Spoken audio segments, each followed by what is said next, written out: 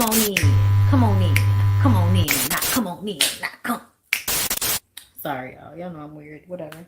Hey everybody, what's up? It's your girl BondyBlue. So let's go ahead. Let's go ahead. Hey everybody, what's up? It's your girl BondyBlue. Okay, follow me on Instagram and let's get into the video. Right? Come on in. Come on in. Come on in. Hey everybody, what's going on?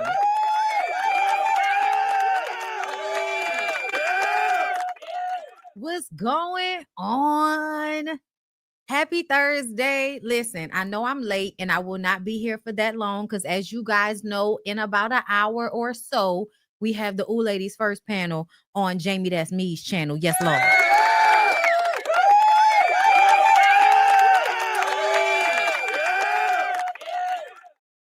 But because it is Mardi Gras, okay, it's Mardi Gras weekend before, and it's parades and it's stuff going on, and I'm planning on being outside, girl. Okay, I'm planning on being out in the streets. Okay. So I didn't think I was gonna make it to y'all tomorrow. I'm gonna just be real. I was like, I don't think I'm gonna make it to him tomorrow, girl. But I appreciate y'all for coming through today. So we're gonna get through a couple of topics before it's time for me to skedaddle over to Jamie's channel. And I hope and I feel and I pray that you will follow me because I'm a red hot pimp. Okay.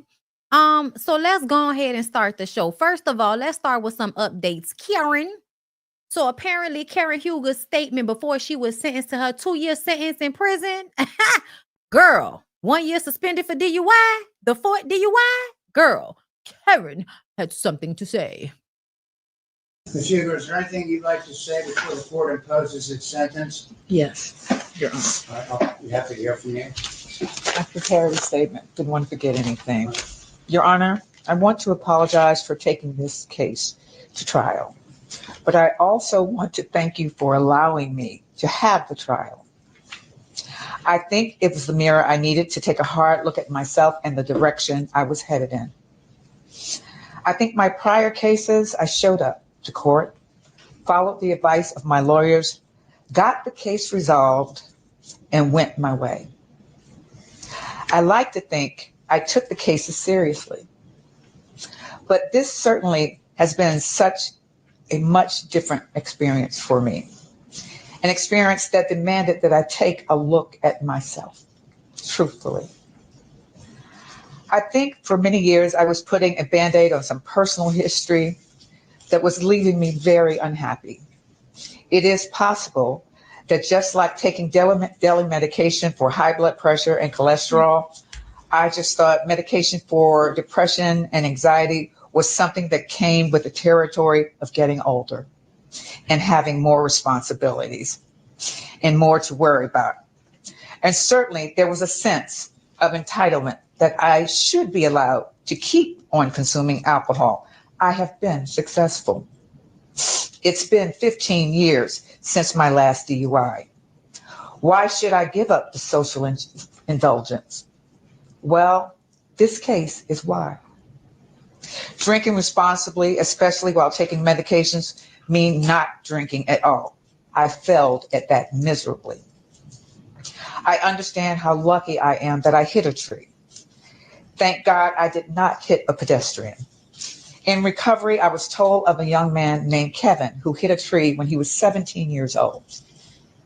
Kevin was in a coma for 30 days. Kevin is now permanently brain damaged and his life will never be the same. I asked God, why not me? The only answer I could come up with was that I was spared because I have a responsibility to use my unique optic lens and teach others and affect quite possibly millions of people with the message of not drinking and driving. I understand better the brutal clarity of the fact that when you're behind a car driving, you're not just driving for yourself. It's my responsibility to make sure my community members make it to their destination safely as well. I want to thank the officers who came to my assistance that night and apologize for my attitude back on March 19th. They were truly professional. and gracious toward me at a time when I was not. The body cameras definitely prove that they were right and I was wrong. I should have handled the situation differently. Your Honor, I have a lot on my plate now, but I understand this is all for a very good reason. I will not let you down. I will not let my community down. I will follow through on everything I am currently doing to maintain my sobriety and everything you ordered me to do. And I can assure you that AA is going to remain a part of my life for the rest of my life. I will graduate out of programs, probation, and interlock terms will end. But I know that the relationships that I am creating with AA could and should and will last a lifetime. Those relationships are the greatest offer that I can offer you of my terms of sobriety and success. Thank you. Thank you, Ms. Shaker. I appreciate your comment. Okay. I actually, like what the judge said, I appreciated the comments, y'all. I do. I appreciate that she took the time to go through and actually speak on behalf of her deplorable actions, her, stupid, foolish actions. I'm glad she spoke on the sense of entitlement. I still feel like, there's a little trying to put shit on the fact that your parents passed and you have all of this responsibility. But in real life, that's enough of a reason to make people drink. Like, listen, I'm telling y'all right now, as a New Orleanian child, and I didn't used to be, when I was in my 20s, I barely drank like that when I was in my 20s. I would go out, have a good time ever so often, but I didn't drink like that. Girl, in my 30s, I might as well be a goddamn fish. Okay. And I'm definitely conscious of the fact that it is in my family line to be functioning alcoholics. So I do not drink every day. I don't always drink, a cocktail the way I love a cocktail, girl. It tastes good. Like, it's not like I'm just drinking to get drunk. I like how cocktails taste now. I like how wine tastes now. So, and yes, life do be lifing, but I am a firm believer in you leave before you get too drunk. You know what your drink minimum is. Like, for me, around drink number 3, that's when it needs to stop. Okay. Drink number 3 is when we now need to start drinking water. We need to cut it off because we have to drive ourselves home. Okay.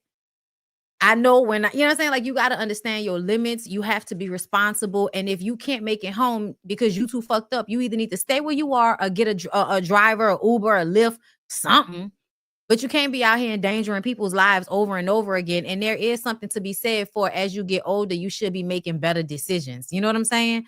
So, with all that being said, I honestly feel like this will probably be a really good experience for Karen. A lot of the issues that Karen has will probably be humbled in prison.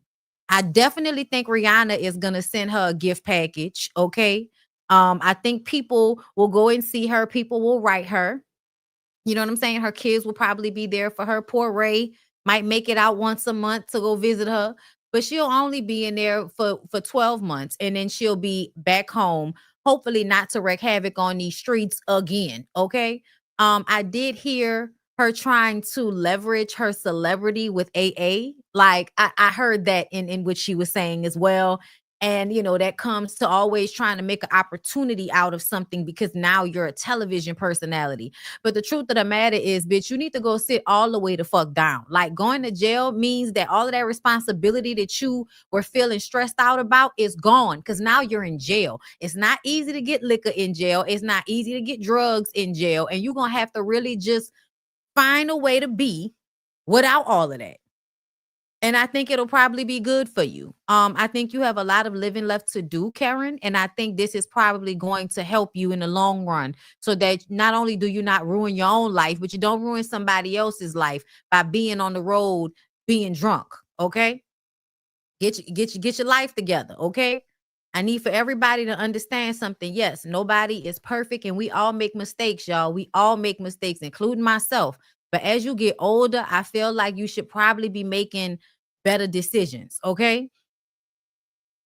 Karen is not a celebrity. None of the Bravo celebrities are real life celebrities. I don't necessarily agree with that.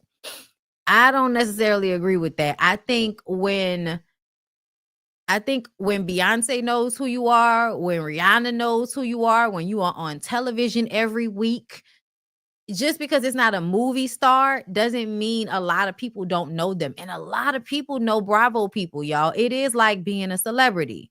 Like it's being a celebrity. There's no ifs, ands, or buts about it. Like I get what you're saying, but there's always somebody that a certain group of people don't know. Like there's always somebody, even people who are Black famous versus the people, oh, we know some white people. We don't know all of the white people's names neither. We just know them based on whatever character we like when they played in a movie. We remember the names of the ones that we actually like. You know what I'm saying? Like Lyric is always, trying to, babe, what's the, the what? Because I know the white people, okay? I know white people.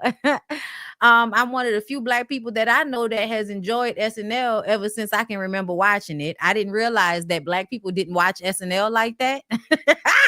Girl, okay, yes. All right, so yeah, I always used to say, when you grow up going to white schools, you just kind of be abreast sometimes, not all the time. Like, I don't know what's popping in their music besides the very huge stars these days. Okay. But I was definitely one of them girls in the 90s with arms wide open. Okay. Like, okay.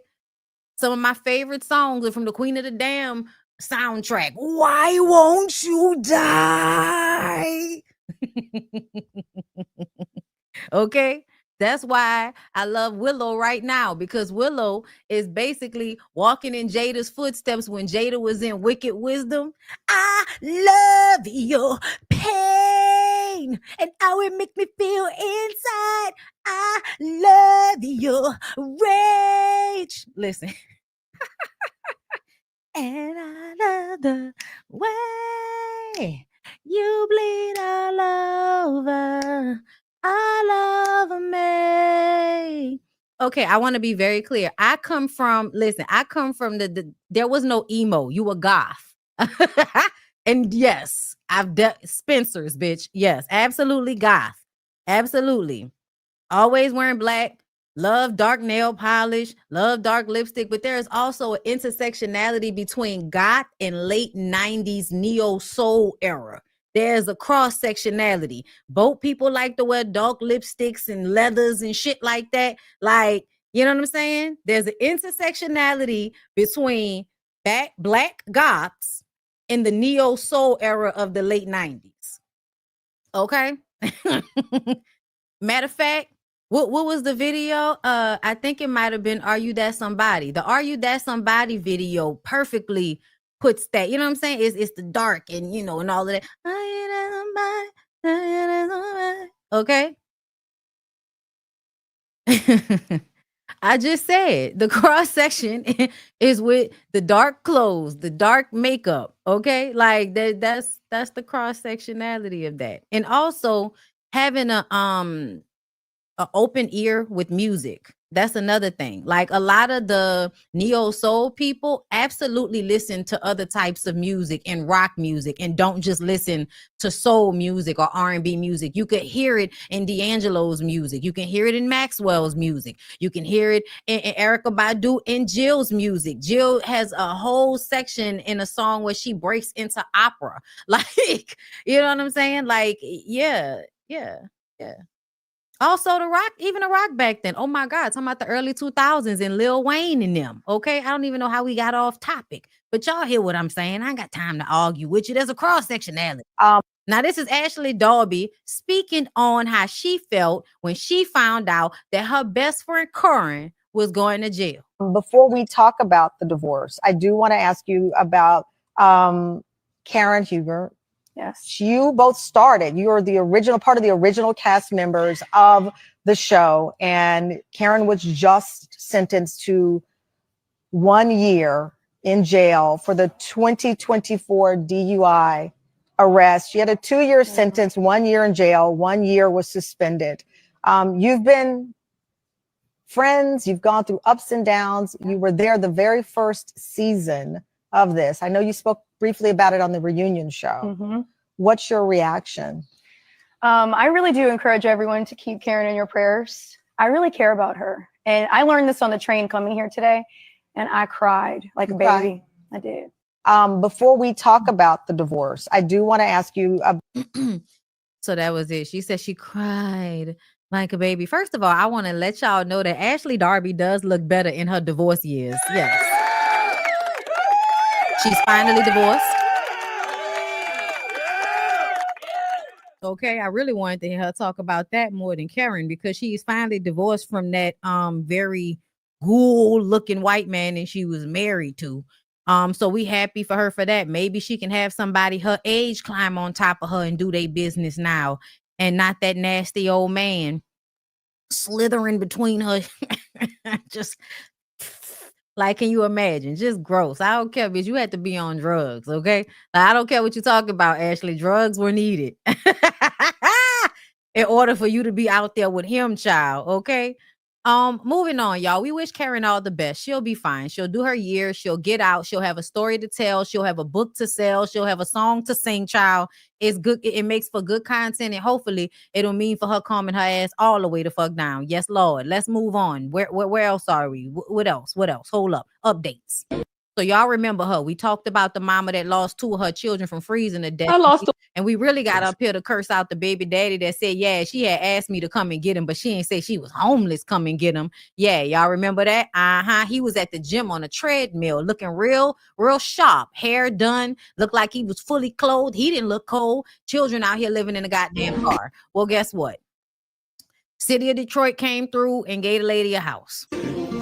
Today, y'all know she has other children. Y'all know that wasn't her only child. And she was, I don't know how many people was fitting in that damn car, but they must have been in a minivan or some shit, because it was the 2 kids. She has another kid, I believe. And then it was her siblings and her mom. And they were all living in the same van.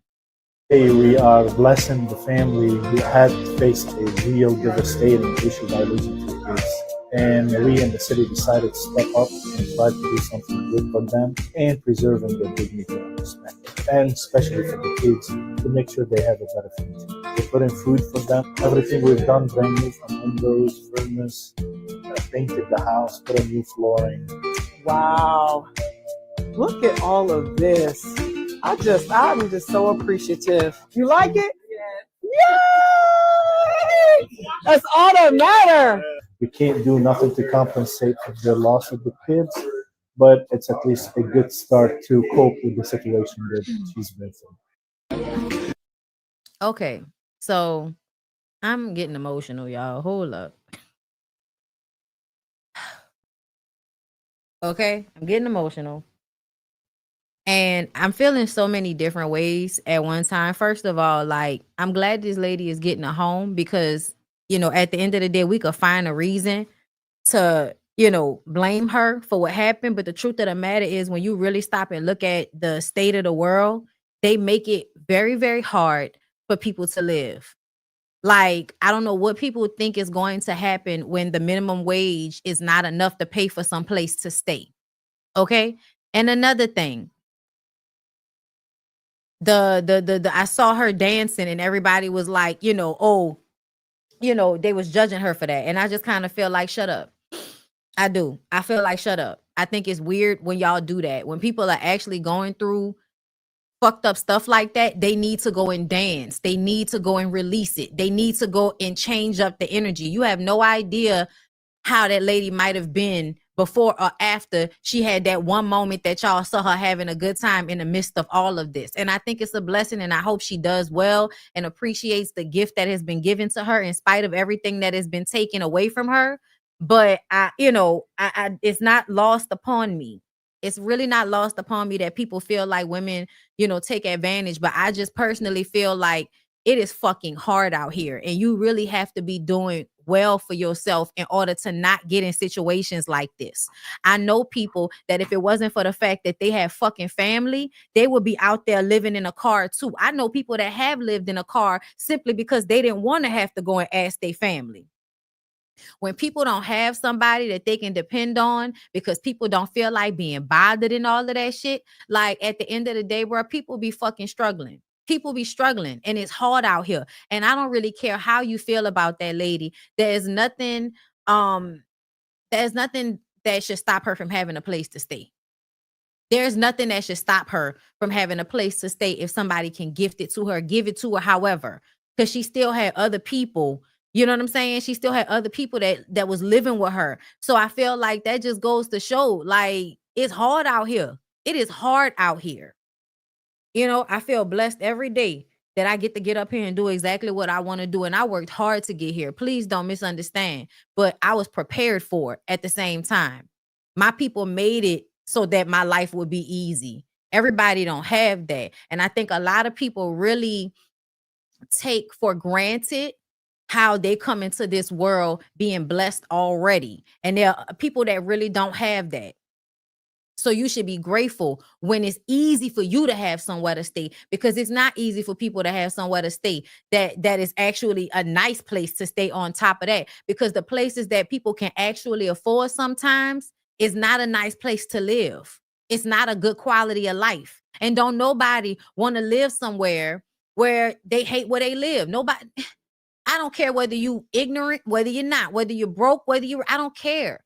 Y'all really feel like people are only are allowed to have a certain quality of life based on how much money they have, as if this system is not set up for people just like her to fail. Y'all been cutting back on everything that y'all can to help people that's out here working on this minimum wage shit that y'all don't want to raise up, that don't want to pay people enough to live. And then you out here talking about somebody to pull themselves up for their bootstraps and all that shit. Man, please. Y'all be fucking for real. Be for real sometimes, y'all. Everybody is not given the same tools. Everybody don't have the same know-how, and they still should have somewhere to live, y'all. They still should have somewhere to live. I don't care, especially when they live places where if you sleeping outside, you could freeze to death and die. I don't live nowhere like that. It ain't never really that cold in New Orleans where you know what I'm saying? Every now and again.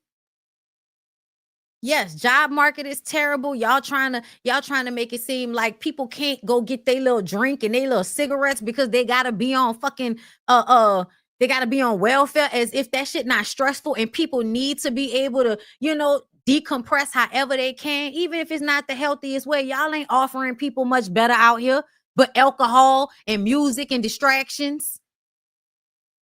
I'm sorry I had to go there, y'all, because that, you know, I don't want to, you know, take it all deep, but I felt like this story is so sad. And me, myself, I could feel myself looking at her, feeling like, bitch, you know, did you allow something to happen to your children so that somebody will come and help you? But we know in real life, you don't know if somebody gonna come and offer you nothing when you lose 2 children. But we also know hoes be out here down bad. You know what I'm saying? Hoes be out here down bad. But it's, you know, it's hard out here, y'all. And I feel like empathy don't cost you nothing, especially if it ain't got nothing to do with you. Empathy don't cost you nothing. Love my kids. Thank you for the super chat. I would be dancing too if Allah bless my family with a roof and a front door. What's the problem? She still has to deal with the loss of 2 children. I know from personal experience. I miss my daughter. Blessings to you, love. Blessings to you. That's what I'm saying, y'all. Like it's hard. It's already hard, y'all. It's already hard. I don't know where y'all think people at where it's not hard for them. Them people who y'all see, who y'all feel like they don't give a fuck. You know why they don't give a fuck? Because it's hard. That's why. Seymour 3000, thank you for the super chat. Hey, catching the live. Hey, Bondy. Hashtag ORA 2023. All right. But that's all, y'all. I wanted to give the update on that. And I just need for people to have a little bit more empathy at the end of the day, because it is very hard out here. And if you don't have family and people that set you up to live a good life, it's not always easy to not be living in the streets.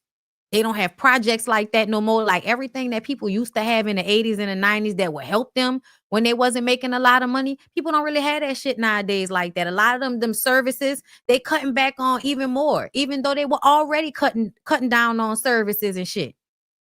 And really, they owe people them services. They owe people them services. They really do. Like we live here, we work here. You owe the people of the country a decent quality of life, especially if they working, especially if they out here scratching and surviving good times and shit. And y'all act like it's not valuable, but you see how valuable it is for us to be procreating and creating life out here, right? Y'all see how valuable that is. It don't matter if she can afford to have them. It's valuable to this system that she have them. Y'all see how these countries is losing their minds out here because they not producing children at the same rate as they used to anymore. And that's scary for a lot of these countries, that they won't have enough people to work their country. So at the end of the day, if for nothing, that lady is valuable because she out here having children in this system. Well, really, nobody should be having no children in this system, but here we are. Here we are. Mo, well, thank you for the super chat. That lady is lucky to not be in prison. I can't believe someone would say it did it on purpose. No, for real. I really don't feel like that. When she said all them people was in one car, I really feel like it's, you know, and then if you know about, you know, what I've heard about when people die from hypothermia, they start to feel good at some point. So they don't even know that it's happening when they fall asleep. You know what I'm saying? Section 8 has been harder to find places because homeowners stopped dealing with them because of the market. Now, I know what you meant, love. I know what you meant, Moo. But yeah, y'all, it's just hard out here. And I feel like people should have a little bit more empathy for people. That's all. Now, let's move on from there. Stephen A. Smith, you're another person that needs to have empathy. But I guess you can't resist the opportunity to make a negative comment about some Black woman. I feel like, you know, the way your headline look is really atrocious how much you have to say about Black women. You really should be ashamed of yourself. When we make the argument and we want to bring race into the equation, we got to have it. We got to have the evidence. It can't be subliminal. It can't be something that's assumed. It can't be something that can that is rife with plausible deniability. We got to know it. Now, if you want to sit up there and say Trump had something to do with it, that's fine, because he's coming after them. He's coming after G. He's coming after Mr. Brian Robbins for Comcast and their left-leaning, a news outlet. He's definitely, or a channel rather. He's definitely doing that. We already seen him sue ABC and George Stephanopoulos. We already seen him going after MSNBC. Donald Trump had an instant comment on Joy Reid on his Truth Social platform in the immediate aftermath of her. So let me get this straight. Based on the headline, you about to set us up to tell us that the numbers don't lie and people wasn't watching her, and that's why she got fired, not because of race. But you are spending the first half explaining why somebody might have fired her because of her stance against Donald Trump.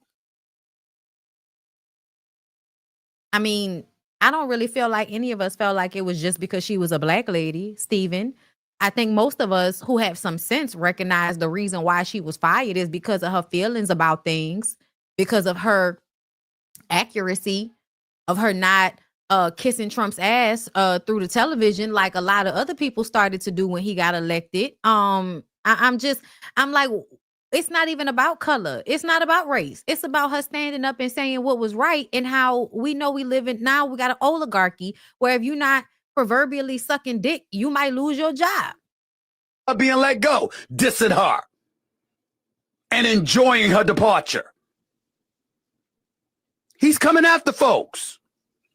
So now what it does is it provokes a bigger conversation about the networks themselves. And what are they going to stand up for?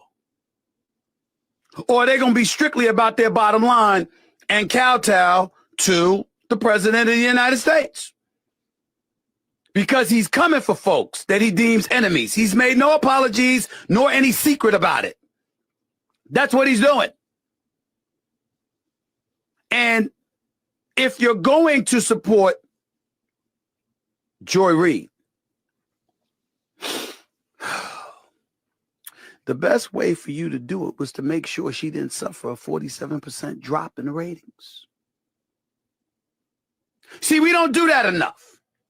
And I'm speaking from personal experience, so I'm qualified to talk about this subject. Ladies and gentlemen, I will remind you that I had a show named Quite Frankly on ESPN2 from 2005 to 2007. I will remind you that it got canceled in 2007 after I did about 381 shows and I had about 785 guests. We didn't have enough viewers. the cost that it took to have that show on the air, to pay for all of the overhead that came with it, wasn't worth it because the ratings said so. And one of the things that I remember most is folks coming up to me. Oh, man, I love your show. Man, I watch it every day. You the man, Stephen A. The show had been canceled 6 months earlier. How the hell you watching me every day? It had been canceled 6 months earlier. See, we talk. Okay, I'm about to stop him because I don't feel like going through all this. Thank you, Saltwater Daughter, for the super chat. Miss Silly Voice. Stephen A., until you do right by black women, your headline is going to continue to diminish. I agree. He said nobody was watching her show. People want to make this a race issue, but the reality is the numbers don't lie. He added that ultimately network decisions are driven by audience demand, and Reid's performance in this area led to her departure. I don't know. I used to see her going viral a lot, but I know that doesn't matter. Either way, I of course, her being a black woman is tied to everything. But ultimately, I feel like this is more so about what she was saying versus who she is. You know what I mean? I don't know if it was about the ratings because I can't tell you. I don't have that information. But however, I do feel like on some level, Stephen A. Smith just loves to be anti. Where is his woman? I have so many questions. He loves to be anti, y'all. Good luck to Joy Reid. I think she'll be fine. Let's see. Where do we want to go next? Because I know I don't have a lot of time, so I don't want to waste a lot of time. Okay, so let's go here. So Jennifer Williams' husband, Christian Gold, sued for $120,000 under RICO Act, accused of orchestrating a fake investment opportunity and failing to pay back more than 20 people who invested between $100 and $25K. Okay, I feel like we all knew, right? I think we all knew this was going to happen. I mean, I feel like everybody was yelling to the screen through the screen, Jen, don't do it. He's a scammer. He's not answering any questions straight. He can't be trusted. Why are you doing this? No, poor Jen. Don't feel sorry for her because everybody warned her and she told us to kiss her ass. And now here she is. Stupid as fuck. Young ass nigga with a RICO charge. Neighbors, get into this. Okay, Antoine Black. Get into this. A group of 20 plaintiffs from across the United States has filed a lawsuit against Christian Gold,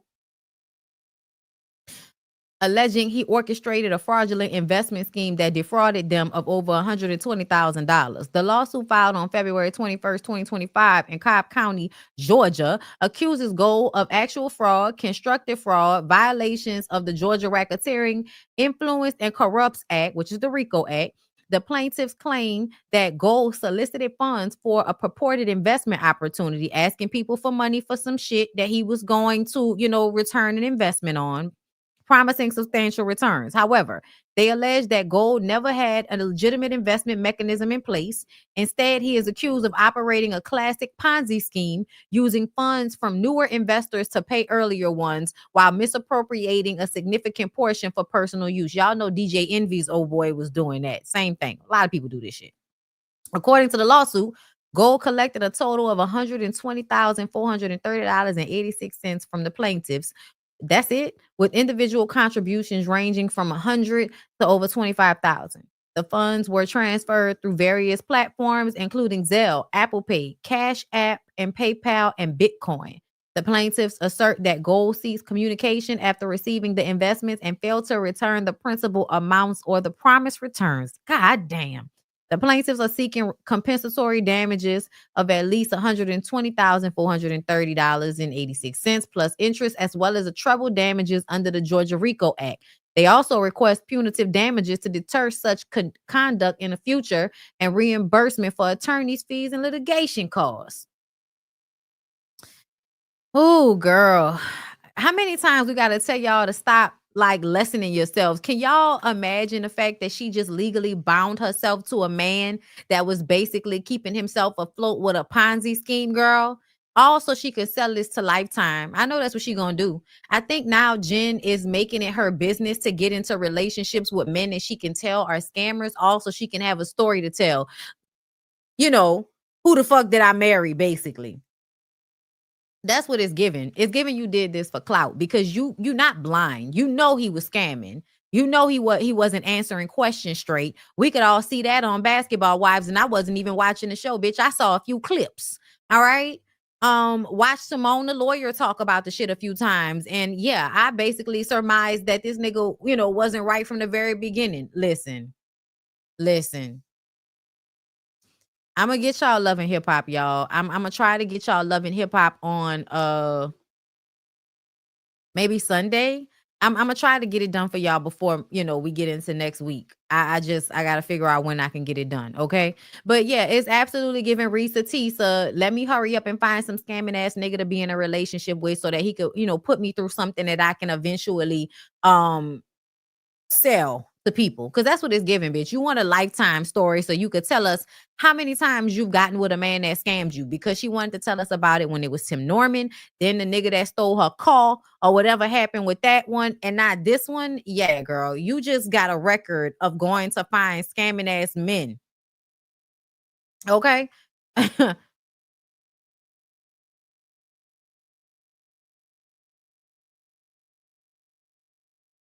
Okay.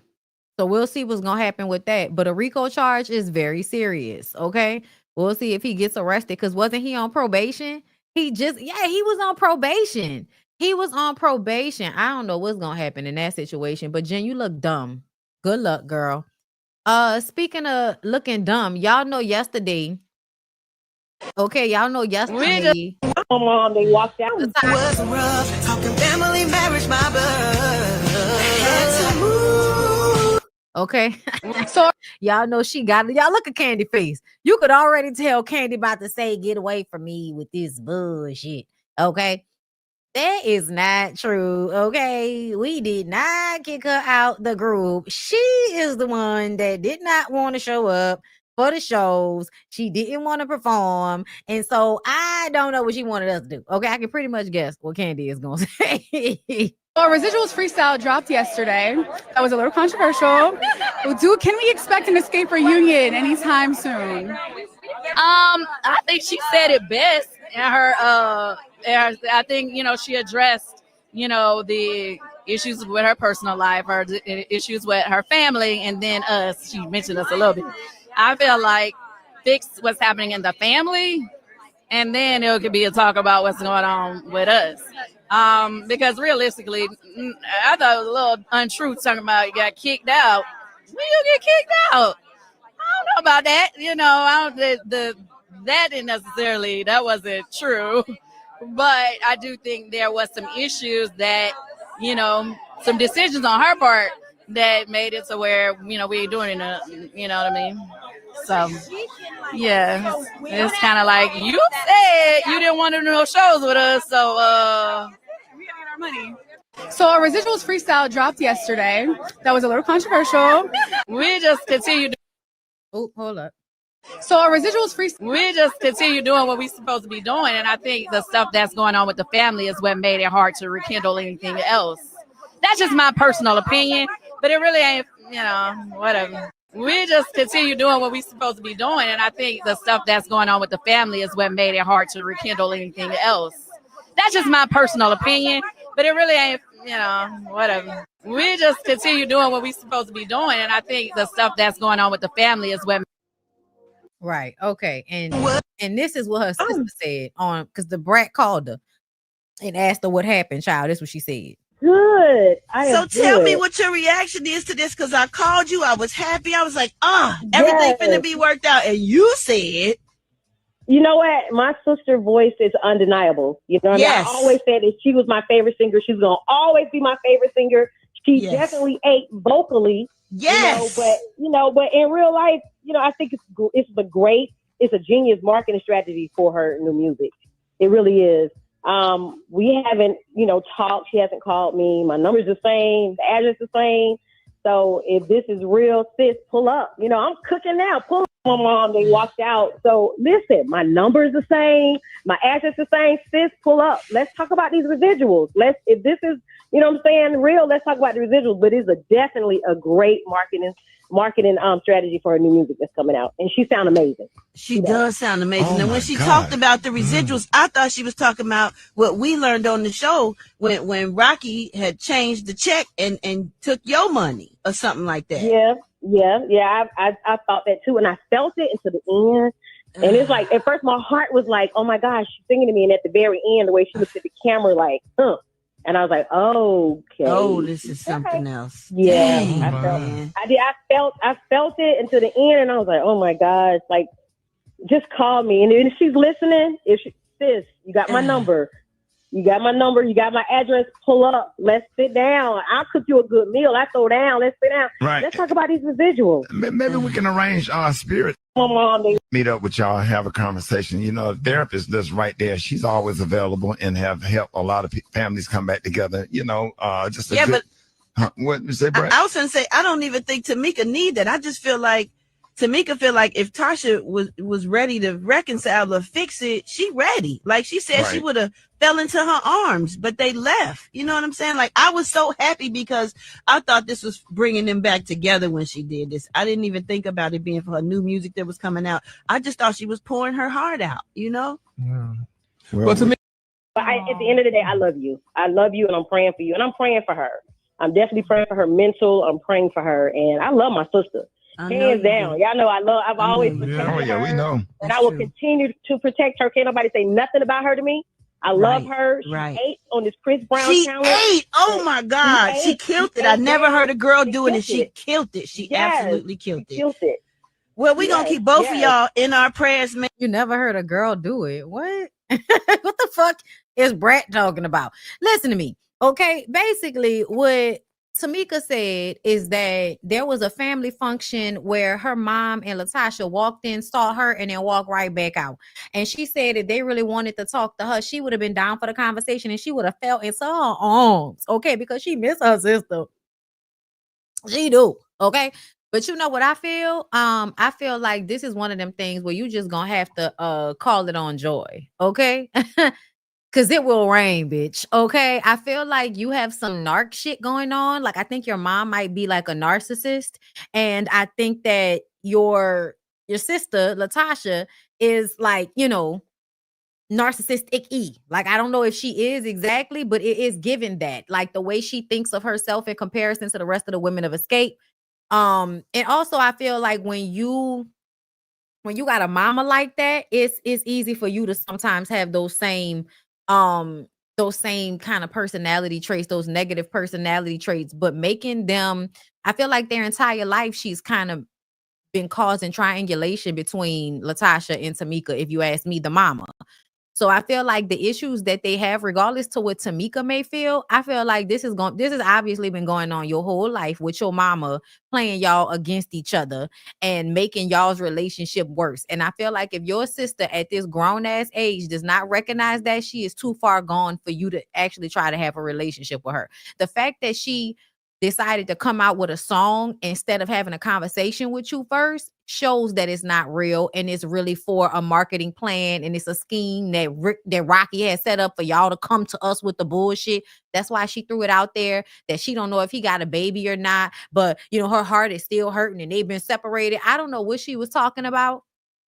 Because I thought her and Rocky was still together. We know he got another girl pregnant. We know he was out there cheating on you and looking like a crackhead, and that you was the one paying the bills and then fucking over your group mates, or that you can keep this weird ass, codependent relationship with Rocky. But at the end of the day, I just kind of feel like it is giving they too far gone. The mama and Latasha seem too with their head in their own asses in order to see Tamika correctly, to see how they was wrong, to actually be honestly apologetic. Like sometimes I feel like you just come into the world with people that's fucked up.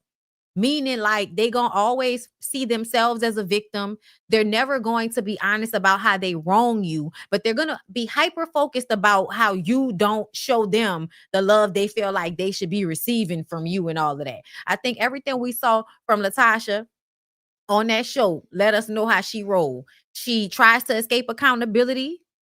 She doesn't ever really have honest conversations with people. She acts like everybody's supposed to kiss her ass. Like, no, girl, no. I know Tamika said they didn't break up. That's why I'm saying that. That it was all for a ploy, because that's what she threw out there in that song to make us. That's what was gonna pull us in, like us. You actually being honest about the fact that that nigga ain't shit, but you're not really gonna do that. You're not really gonna do that because you're fake. And I'm also scared to play this all the way through because I can hear that lay back, kick it in, enjoy the ride. I can hear that shit in the background. Okay. My mom, they walked out. So listen, my number is the same. Meet up with y'all, have a conversation. So at the end of the day, I love you. Okay, yeah. Let's see. Where else can we go before I get out of here? Okay, so let me see. Wendy Williams. Just another update. Wendy Williams says her relationship with her son is very well after recent TMZ interview. People, they were hitting me so surprised to see you with your son. So, and because of everything you said in that TMZ doc, where are y'all at right now? That's her son. I mean, I'm just asking because people. What do you mean? That's her son. Like that I was with my friends where in Miami. Your son. So after that TMZ doc dropped, they thought you didn't want anything else to do with your son, and then y'all. Oh no. My son and I are doing very well. You know, we're regularly on the phone, and you know what my son always says to me, and he doesn't say this a lot, but when he says it, it means, oh my God, I'm going to cry. It means a lot to me. He always says, you know, Mom, what's your last name? And I tell him, you know, what, Williams?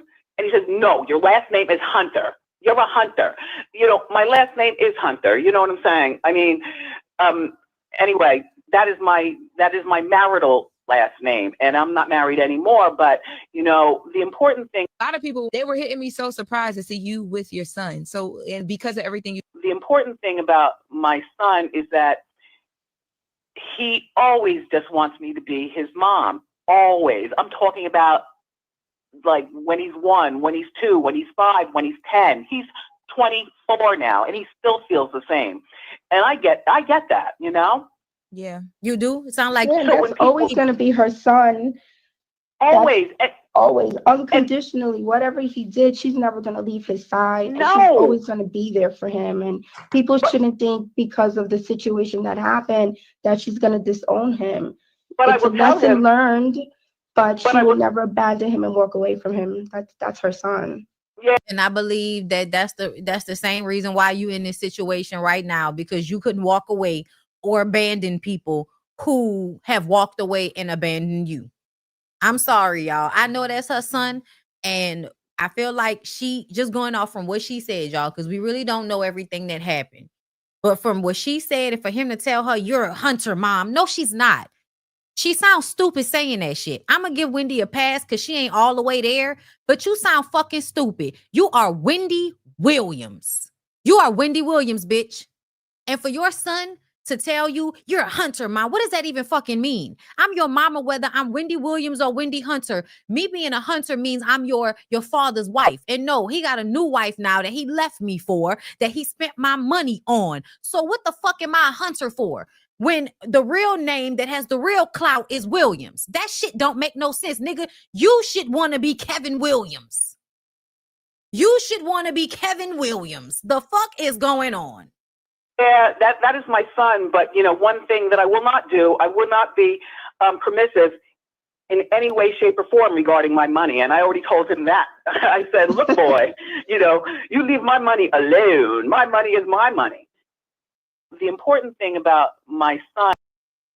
Y'all, the fact that you even have to tell him, leave my money alone. Like the fact that you even have to tell your 24-year-old son to leave your fucking money alone. All right, Wendy. Okay. But y'all act like people don't unalive their family members. Y'all act like people don't mess over their own family members all the time. Honestly, if you really look at it, the stats show most of the time you are going to be harmed by somebody who knows you more than you're going to be harmed by a stranger. So for real, It is bothersome to me. Not because I want her to not have a relationship with her son, y'all. I want her to have a relationship with her son. But I also feel like you can't ignore the fact that you told us he's terrible to you.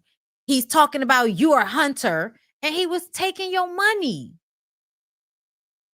Like, I'm sorry, y'all. Like, I understand. Like, that's her son. And I listen, bitch, I'm glad I'll never understand the type of love that will allow you to let somebody abuse you just because they're your child. I'm sorry, but as an adult now, I'm not about to let my parents abuse me. When I tell you that nigga used to call me, my daddy used to be calling me every week so he could make sure we all right. Because you know why? Once I was no longer in the house and once I no longer needed him like that, I don't have nothing to say to you, nigga. That's how I felt. I was there for him because I felt like I should be. But a lot of the time, like before I found out he was sick, I really didn't have shit to say to him. I really used to be mad. And I really didn't have a lot of talk for the nigga. But he would call, and I was just bred to not disrespect and have the uncomfortable conversation that we needed to have in order for him to feel like we was good until the next week. But I was never going to be around him enough like that again for him to abuse me. That was not going to fucking happen. So I feel like at the end of the day, you have got to set your boundaries. You got to love people from afar. You gotta, feed them with a long handle spoon, bitch, whatever colorful euphemism you want to use. But it don't matter, y'all. It don't matter if that's her son. Because I feel like the way I love my parents, I imagine is the way people love their kids. I imagine that love feels similar. And you still gotta, hey, man, hey, I love you and all that, but back the fuck up. Like, You really making me feel like I can't feel safe around you, regardless to what our blood connection is. That's a lot, man. That's a lot. Anyway, let's move on, y'all. I think I can hit y'all up with a little bit more before we go. First of all, y'all that watch my Love and Hip Hop Atlanta reviews, okay, it's coming. I promise. I'm gonna get it to y'all this weekend. Before Monday is gonna get to y'all, okay? I'm gonna work it out. But I'm trying to go to Namtok tomorrow. Saturday. So, and I'm trying to leave out of here tomorrow. I don't know what the day gonna give, okay? But I know I'm going to the 5. I'm going to the parade for 5 o'clock. I'm going to the parade for 5 o'clock. So I'm gonna try to get Love and Hip Hop and all that out to y'all tomorrow and Beyond the Gates, okay? Because I want to talk to y'all about Beyond the Gates tomorrow. But let me tell y'all, I already told y'all, I don't really see it for Scrappy new baby mama. Okay, this a little tidbit for y'all that's not members. We was talking about it. I don't like her. I'm gonna tell you right now. I personally feel like it's weird as fuck for you to be this excited about getting pregnant by a nigga who you fucked randomly in a threesome. Like randomly. Like you didn't even know where he lived. He didn't even want you to know where he lived, when he brought you there to fuck.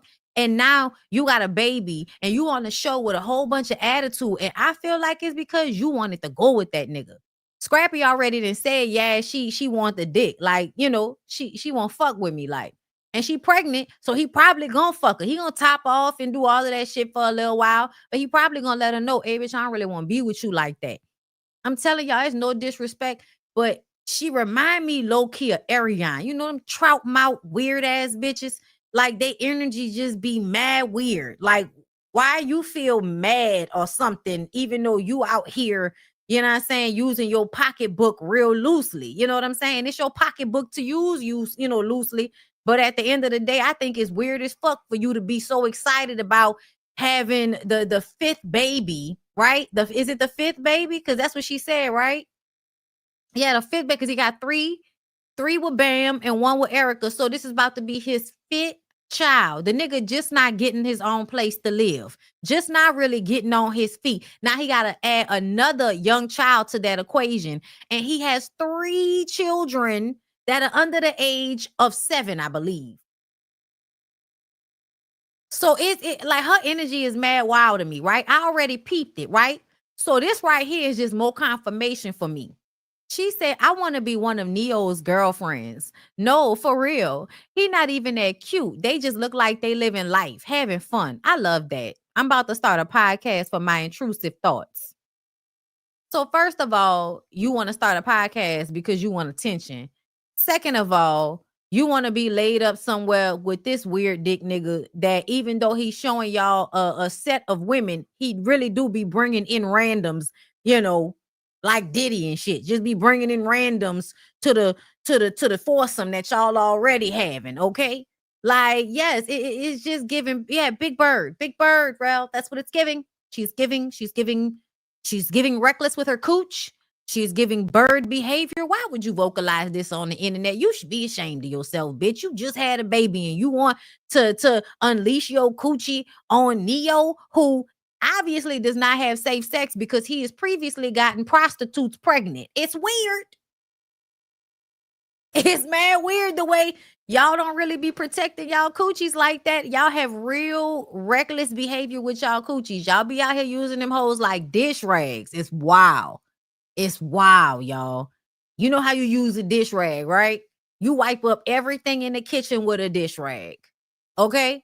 You might dry some shit off. Once you didn't dry some shit off, now you're going to spray the counter and wipe the counter with it. Now you're going to rinse it off and repeat for the microwave and shit. Y'all be rinsing and repeating on that coochie with these niggas. And listen, y'all know I don't judge. I really don't. In real life, I don't. But I think it's weird when y'all be reckless with y'all coochies. That's all. I just think when you see a man that is not, you know, he reckless with his penis, he out here just giving it to everybody, no protection. I think you should not want to like hop on his shit. Like, that's just how I feel. And to me, based on the fact that you got pregnant in a threesome and you went to that nigga house and you didn't even know where he lived. Like, that's wild to me that you had unprotected sex with somebody whose house you went to for the first time, got pregnant, and now you on the internet with a less than 6-month-old baby talking about how you want to become a part of the foursome on some joke shit just so we could give you attention so you could start a podcast so that you can get some money out your pocketbook finally. Ooh, I hope so, because we know you ain't getting a lot of child support out of Scrappy ass. Good luck with that, Shakira. Good luck. That's sad. That's real sad. Y'all see Kevin Lyles, huh? Kevin Lyles, prominent music executive known for his work with D'Angelo and Young Thug, is facing a lawsuit from a Jane Doe who alleges that he sexually assaulted her during her time at Def Jam in the early 2000s. Filed in New York Supreme Court, the suit names Lyles, Def Jam, and Universal Music Group as defendants under the Victims of Gender-Motivated Violence Protection Law. The claim was allowed due to an amendment granting survivors the chance to file previous time-barred cases by March 2025. The Jane Doe alleges repeated harassment and a violent assault in 2002. Lyles representatives have yet to comment. I believe it. First of all, you look like Russell Simmons. So that's the first reason why I believe it, because you look like Russell Simmons. Also, because you quit your job right around the same time that Diddy got arrested and all of the rest of those CEOs stepped down at the same time. That was all interconnected. Sony and all of that shit. Y'all remember all them CEOs stepped down? He was a part of the group of CEOs that stepped down. So yeah, I'm pretty much guessing there may not be just this one. There might be more. But he was absolutely named in tandem with Diddy's bullshit, okay? And speaking of Diddy's bullshit, let's hit him up real quick before I get off of here and we go over to Jamie's channels together, okay? For the Ooh Ladies first panel. But let's do this last one. I'm a savage. Whatever I want, I'm going to get. Whatever I want, I have to get. Can't stop. Won't stop. I'm a savage. Whatever I want, I'm going to get. Whatever I want, I have to get. Can't stop. Won't stop. I'm sorry. It was going to play again and I didn't want to stop it. Okay. So y'all, Kirk Burrows, former president of Bad Boy Entertainment, has filed a lawsuit against Janice Combs, mother of Sean Diddy Combs, over a disputed ownership stake in the company. Burrows alleges that in 1996, Diddy coerced him into relinquishing his 25% share in Bad Boy Entertainment through intimidation involving a baseball bat. He claims these shares were subsequently transferred to Janice Combs, who co-founded the label with him in 1992. The lawsuit accuses Janice Combs of engaging in a prolonged scheme of intimidation, violence, fraudulent misrepresentation, and financial concealment. Burroughs is seeking the reinstatement of his 25% ownership stake, compensation for financial losses, his 15% annual share with interest, and a comprehensive audit of Bad Boy Entertainment's finances from its inception to the present. This legal battle is not the first between Kirk Burroughs and the Combs family. In 2003, Burroughs filed a lawsuit against Sean Diddy Combs, alleging that he was forced to sign over his shares under duress involving a baseball bat. However, that case was dismissed due to statute of limitations and insufficient evidence. Yeah, y'all did it. I believe him. I believe him. I believe him, y'all. This the type of stuff that he did, y'all.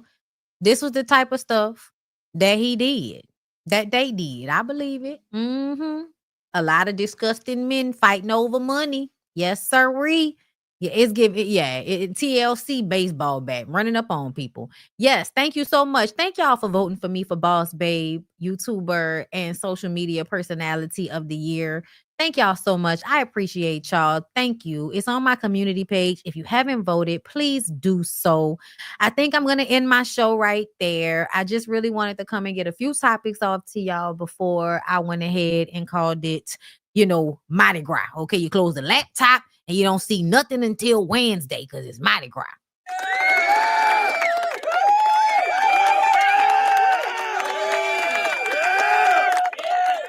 Okay. All right. So I'm gonna be out here. Okay. I definitely will be posting. Okay. So, be on the lookout for me. I love you guys. Come over to Jamie's channel for Ooh Ladies First Panel. I see y'all there. Peace.